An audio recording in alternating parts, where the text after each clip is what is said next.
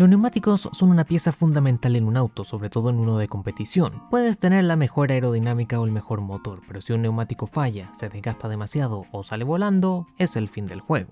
El uso de neumáticos lisos es algo común hoy en día y en una pista seca ofrecen el mejor desempeño al adherirse al circuito generando muchísimo agarre, lo que permite ir más rápido en las curvas. Pero durante su lapso como presidente de la FIA, Max Mosley cambiaría las reglas del juego alterando la historia de la categoría reina. Los neumáticos lisos o slicks estaban prohibidos desde la temporada 1998. ¿Pero por qué? ¿Cuál era el motivo detrás de esta prohibición en la Fórmula 1 si el resto de categorías los seguían usando? ¿Por qué pasar del mejor tipo de neumáticos a uno con surcos que en seco es peor? Los neumáticos lisos llevan años en Fórmula 1, siendo los únicos con surcos los intermedios o de lluvia extrema. En este periodo sin lisos, los autos evolucionarían a un ritmo enorme, por lo que hoy te contaré la historia del gran cambio de 1998 que duró más o menos 10 años. Esta es la historia de la prohibición de los neumáticos lisos en Fórmula 1.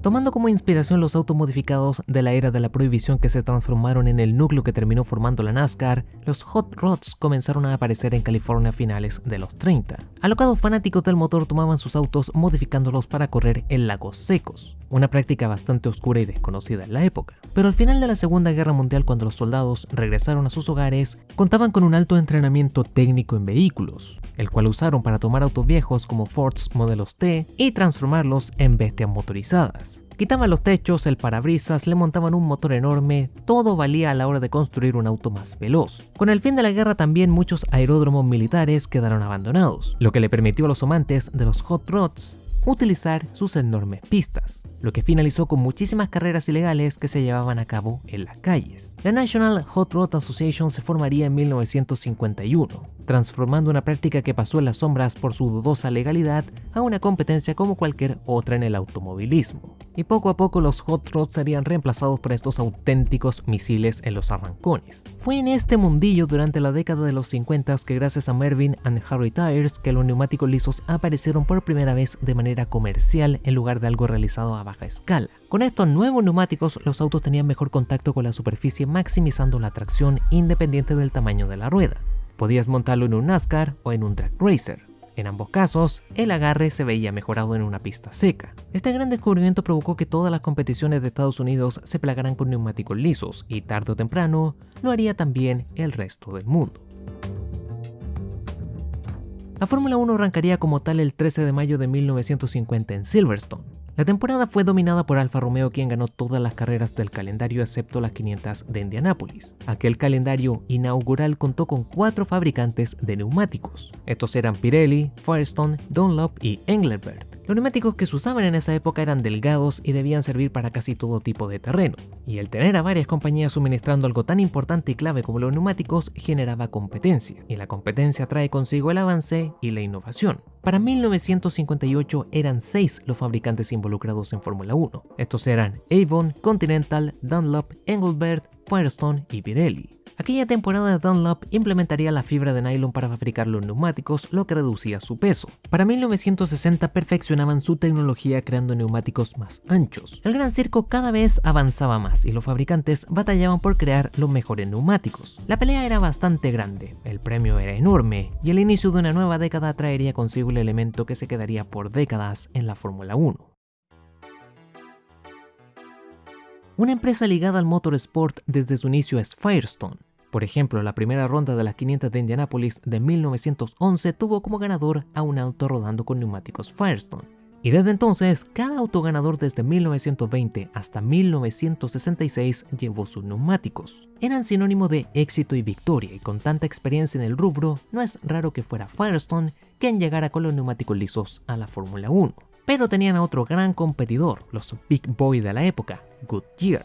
Esta compañía implementaría neumáticos casi lisos que contaban con pequeños canales en el Gran Premio de Sudáfrica de 1971. Semana más tarde, en la segunda ronda del calendario en Montjuic para el Gran Premio de España, Firestone regresaba el golpe. Le suministraban neumáticos lisos a todos sus clientes. Estos eran Ferrari, Lotus, March y BRM, quienes tuvieron que esperar hasta la carrera para poder usar estos neumáticos porque durante las prácticas la lluvia mojó todo el circuito, y usar lisos en lluvia es conducir sobre hielo. Pero la guerra en pista estaba servida, era el Tyrrell de Jackie Stewart con neumáticos Goodyear versus la Ferrari de Jackie Ickx con neumáticos lisos. Pero a pesar de largar desde la pole, Ickx perdería la punta contra Jackie Stewart finalizando a 3.4 segundos de este. Goodyear había ganado la batalla, pero Firestone puso el futuro de la Fórmula 1 sobre la mesa. Desde entonces, y con cada vez más avances, los neumáticos lisos se convirtieron en el estándar para carreras en condiciones de seco, cambiando para siempre las reglas del juego.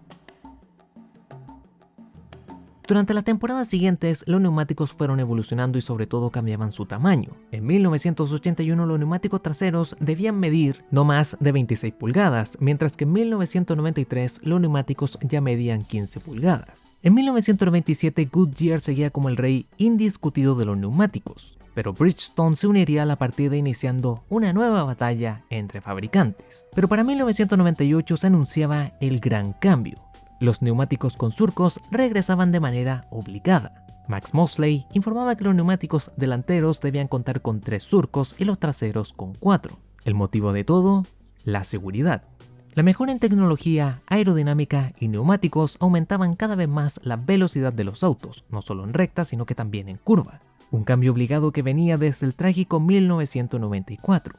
Cuando Barrichello salió volando las prácticas en Imola, y aún peor cuando perdimos a Senna y Ratzenberger en el mismo circuito. También el duro accidente en Mónaco que dejó en coma a Karl Wettlinger, o el también desastroso accidente que sufrió Pedro Lamy en unas pruebas privadas en Silverstone, que de ocurrir con público pudo terminar en una enorme tragedia. Y más recientemente a esta temporada, el accidente que le rompió las piernas a Olivier Panis en Canadá. La lista sigue y sigue. El deporte, a pesar de los grandes avances en seguridad, seguía siendo mortal. Y una forma de volverlo más seguro era reduciendo las velocidades en curva al tener menos agarre por los neumáticos nuevos. En el Gran Premio de Australia de 1998, Mika Häkkinen, con su nuevo neumático con surcos, marcaría una pole de 0.7 segundos más lenta que la de Jacques Villeneuve en 1997. Se cree que si Häkkinen hubiese usado neumáticos lisos como Villeneuve en 97, hubiese destrozado su pole por casi un segundo. Mosley entonces podía sacudirse las manos y decir trabajo hecho, pero su enorme plan terminó por expulsar a Goodyear de la Fórmula 1, quienes molestos con las nuevas regulaciones dejaron la categoría a finales de 1998, dejando en 1999 a Bridgestone como el único proveedor.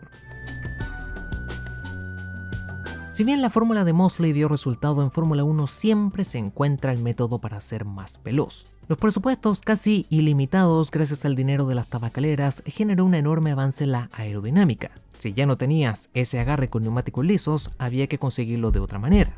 Y esa manera fue usando el aire a tu favor. Recién en 2001 se pudo superar la pole de 1997 de Villeneuve en Australia, la cual Schumacher destrozó y 13 autos lograron superar. Este enorme avance gatillado por la prohibición de Mosley queda graficado en la carrocería del auto. Este era un Fórmula 1 de 1998 y este es uno de 2008, repleto de agregados para exprimir cada décima usando el aire como aliado. Pero como todo, también habían puntos negativos con estos neumáticos con surcos. Uno de ellos eran las grandes vibraciones que provocaban al desgastarse en exceso, algo que era bastante peligroso y que podía causar una falla catastrófica en la suspensión en una curva a alta velocidad, pudiendo causar un accidente bastante serio. Pero el mayor punto en contra fue la pérdida de las batallas rueda a rueda. Los Fórmula 1 se volvieron tan dependientes de la aerodinámica a causa de este cambio en los neumáticos que tener a otro Fórmula 1 delante arruinaba por completo el agarre del auto. Todos esos añadidos en la carrocería no servían de nada si tenías a alguien delante, quien solo te entregaba aire sucio o turbulento, eliminando bastante el agarre en las curvas. Las pocas batallas en pista que provocó todo esto nos dio una era con pocos adelantamientos, lo que comenzó a afectar cada vez más los ratings de televisión. Y es que ¿quién quiere ver una carrera donde nadie se adelanta o se ataca? Las batallas por el liderato de las carreras pasó de centrarse en pista a centrarse completamente en la estrategia en pits. De esta manera podías adelantar autos sin arriesgarte a terminar fuera del circuito por culpa del aire sucio en una curva. Todos estos problemas obligarían a realizar grandes cambios en Fórmula 1, y 2009 fue el inicio de una nueva era, no solo con los neumáticos lisos que regresaban, sino que con cambios en prácticamente todo el auto. La idea de todos estos cambios era conseguir carreras más apretadas y con más batallas, lo cual no resultaría del todo bien porque los adelantamientos promedio por carrera pasaron de 14.8 en 2008 a 13.2 en 2009, pero escalarían hasta 23.8 en 2010 y en 2011 con la introducción del DRS estos números se fueron al cielo, con 43.2 adelantamientos promedio por carrera. Los neumáticos siguieron evolucionando y Pirelli se ha transformado en el único proveedor actual, dándonos por ejemplo en 2008 el Super Arcoiris de Pirelli, con los neumáticos super duros, duros, medios, blandos, super blandos, ultra blandos e hiper blandos, sin contar con las intermedias y las de lluvia, las únicas que actualmente sí cuentan con surcos para evitar el aquaplaning y poder rodar a toda velocidad bajo la lluvia. Esta es una historia que se sigue escribiendo. Nuevamente en el horizonte se asoman grandes cambios para la Fórmula 1. Pirelli continúa como el único proveedor, y solo el tiempo nos dirá qué tipo de neumático y cuántos compuestos sacará para el Gran Circo. Y sobre todo, cómo esto marcará el terreno que al menos para mí, hoy tiene una buena mezcla entre estrategia y duelos en pista.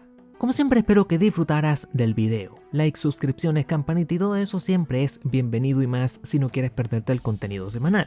El Discord del canal está en pantalla y en comentarios donde podrás unirte al mundo de los memazos formuleros. Por mi parte y sin nada más que agregar, soy Spectrox, te mando un saludo y nos vemos en el siguiente video.